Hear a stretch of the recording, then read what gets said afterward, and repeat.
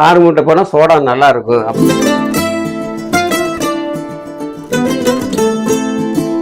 நான் இந்த சோடா தொழில் தான் பண்ணிட்டு இருக்கேன். நான் ஒரு 25 வருஷமா பண்ணிட்டு இருக்கேன். நம்மளுக்கு எவ்வளவு ஒரு நாளைக்கு கடையில காலி ஆகுதோ அதை மட்டும் ஒரு 30 சோடா 40 சோடா இவ்வளவு குறிப்பிட்டா இவ்வளவுதான் ஆகுன்னு நம்ம எதுவும் சொல்ல முடியாது.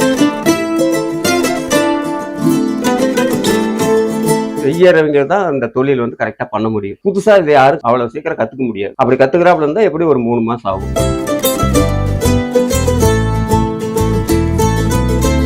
அது பாட்டில் வந்து எடுக்கணுங்க, தண்ணியில ஊற போடணும், பாட்டில் நல்லா நீட்டா கழுவி இந்த மாதிரி கேஸ் பிடிக்கணும். ஆபத்தான வேலை தான். பட்டாசு வச்சுட்டு நம்ம எப்படி வரங்களா, அதுல இருந்து மிஷின்ல வந்து கேஸ் எடுக்கிறப்ப பாட்டில் கிராக் இருந்ததுன்னா பாட்டில் வந்து வேட்டாயிரும். பாட்டில் எடுக்கிறப்ப வண்டியில கொண்டு போறப்போ வர்றப்போ வைக்கிறப்போ எடுக்கிறப்போ கொஞ்சம் ஜாக்கிரதையா வேலை செய்யணும்.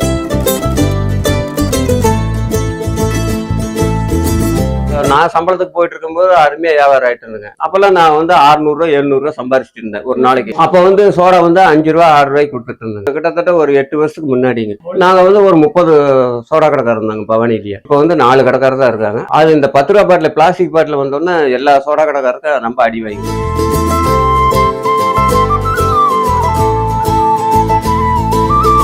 இதெல்லாம் வந்து உடம்புக்கு வந்து ரொம்ப நல்லதுன்னு வச்சுக்கோங்க. நல்லா ஜீரண சக்தி ஆகும். ஜிஞ்சரை வந்து குடிச்சாக்கா வாமிட் வர்றது நிப்பாட்டும். அதுல வந்து இஞ்சி மிளகு சுக்கு சிப்பளி எல்லாம் கலந்தது தாங்க எசன்ஸ் எல்லாம். நாங்கள் ஜீரா காய்ச்சி எல்லாம் பக்குவமா போட்டு தயார் பண்ணி கொடுத்துட்டு இருக்கோம். இன்னும் விஷயம் தெரிஞ்சாலும் இன்னும் சிஞ்சர் சோடா குடிக்கிறாங்க. கிட்டத்தட்ட வந்து காலையில ஒரு 6 மணிக்கு எழுந்திரிச்சு என்னன்னா கொஞ்சம் நல்லா மும்பரமா வேலையாச்சுன்னா நைட்டுக்கு ஒரு 10 மணி வரைக்கும் கூட வேலை செய்வோம்.